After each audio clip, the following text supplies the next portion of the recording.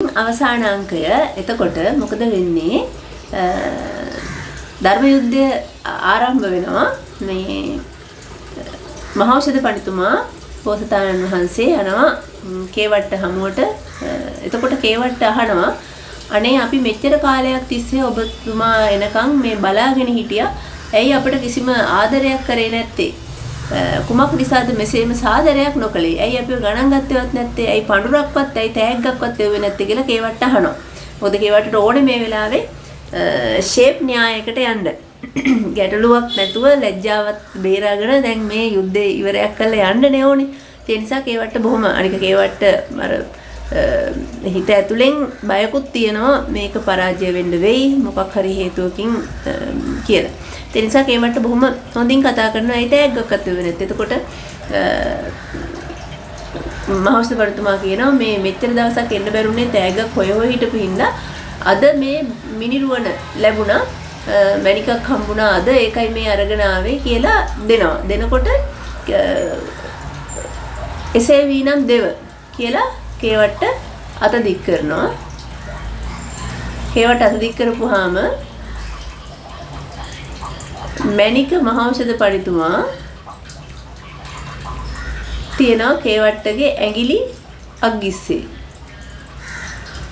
ඇඟිලි අග මැණික තියෙනවා.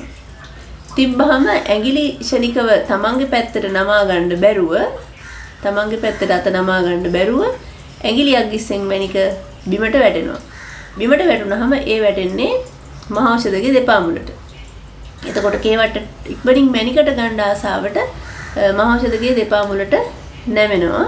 ඒ නැමුණම මහෞෂධ අල්ල ගන්නවා කේවට්ටගේ පිටෙන් අතකින් පිටි කරහා අනෙක් අතින් පිටි මුලහා තරේ අල්ලාගෙන නැගී සිටුවා ආචාර්නි මම බාලේමි මං බාලයි තොපගේ මුණුපුරු තරමටවත් නැහැ මා නොවඳුව මට වඳින්න එපා කිය මුඛය හා නලල සමග පෙරලා කොරසැඩි කොරසැඩි කියන්නේ රළු බිම උලා රත් වදමලක්සේ රතු පාට වදමලක් වාගේ වෙනකන් ලේයි පසුයි මූණේ අතුල්ලලා ඊට පස්සේ කියනවා නුවණ නැත්තව තෝ මාතින් බැඳුම් ගන්ට සිටයිද උඹ හිතුවද මං ඔබට වඳී කියලා බොටු අල්ලාගෙන දමාලුස් ඒක බෙල්ල අල්ලන් එළියට තල්ලු කරලා දැම්මා මේ තෙම ඉස්බක් පමණ තැන දුරක් වැටි ගොස් වැලි පිස පලා ගියේය මැණික වනාහි මහබෝසතාණන්ගේ මිනිසුම වටේ හිටපු මහබෝසතාණන් වහන්සේගේම ඒ කියන්නේ මහෞෂධගේ මිනිසුම ගත්තා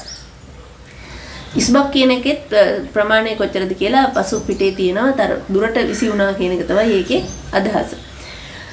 නැගී සිටු ආචාර්යනි මානුවඳුව කියලා කියපු එක මුළු සේනාවටම ඇහුණා. එතකොට දැන් කේවට්ට වැන්ද තමයි මහෞෂධට දෙයියෝ සාකි අපි පරාජය වුණා. දැන් සියලු සේනාව ඒ කියන්නේ වේදේහ රාජ්‍යයේ සේනාව දැන් අපිව විනාශ කරයි. මොකද කරන්න කියලා අනිත් පැත්ත හැරිලා යන් දුවන්න පටන් ගත්තා මහා කේවට්ටගේ සහ බ්‍රහ්මදත්ත රජුරුවන්ගේ සේනාව. මේ දුවන්න පටන් ගත්තා කියන එක හරි ලස්සනට තියෙනවා. අපගේ ජීවිතේ මෙවිට නොදෙන්නාහයි බයින් තැතිගෙන තමන්ගේ අසුන් පිට නැගී උත්තර පංචාල නුවරට මුහුණලා නමාගත්තා කියලා තියෙන. මුහුණලා හැරුණාමයි කියන එකනේ ඒකේ අර්ථය. ඒ වුණාට කේවට්ට ආයෙත් ආපහු අර සේනාව පස්සෙන් දුවගෙන ගිහිල්ලා මං වෙන්නේ නැහැ කියලා කියනවා. එතකොට එයාට බනිනවා සේනාව කොළ පවිටු දුෂ්ට අධර්මිෂ්ඨ නිකෘෂ්ඨ අනාචාර ස්වරූප ඇති අවලක්ෂණ වූ අඥාන බමුණු මහල්ල. දැන් රණ්ඩු වෙනකොට උන් කියන්න පුළුවන් මේ ටිකම. පාඩම් කරගත්තාම අඩු ගන්න එතකොට උදාහරණයක් පාඩන්නේ. උද්ෘතයක් පාඩන්නේ. කොළ පවිටු දුෂ්ට අධර්මිෂ්ඨ නිකෘෂ්ඨ අනාචාර ස්වරූප ඇති අවලක්ෂණ වූ අඥාන බමුණු මහල්ල. යුද්ධයක් කරනවා කියලා ගිහින් මුණුපුරු තරමටවත් නැති මහෞෂධ පඬිතුමාට වැන්දා මෙච්චර මේ දෙයක් වෙන කවුරුවක්වත් මේ වගේ අපි අපහසුතාවයට පත් වෙන වැඩක් කරයිද කියලා කිව්වහම අර ආයෙත් කේවට්ට කියනවා ඒ වුණාට මෙහෙම වඳින්න බෑනේ මං වැන්දා නෙමෙයි මේ මෙහෙමනම් මගේ මූණ ඊ නලලේ මෙහෙම ලේ ගෑවෙනවා මාව මෙහෙම මැණිකකින් මාව රැවට්ටුවා මහෞෂධ කියලා ආයෙත් ඒගොල්ලන්ව විශ්වාස කරවාගෙන ඇවිල්ලා නැවතත් අර හිටපු විදියටම කඳවුරු බැඳගත්ත බව තමයි කියන්නේ. කියන්නේ නැවතත් අර රාජ්‍ය වටේ හිටපු විදිහටම ඇත් සේනාව, අස්ස සේනාව, රත සේනාව ආදී ඊළඟට යෝධ සේනාව යෝධයින් ඉන්නේ බාහුවට බාහුව ගසා සිටින විදිහට මට මතක නෑ ඒ වෙලාවේ මම හිතන්නේ මට කියන්න බැරුණා. ඔය විදිහට ඒවා එකක්වත් මග ඇරුණාට ප්‍රශ්නයක් නෑ. ඔයාලට ඒ තැන් කියව ගන්න පුළුවන්. සමස්ත කතාවනේ ඕනේ මොන වගේද කියන්නේ. ඔන්න ඉතින් එහෙනම් අවසන්.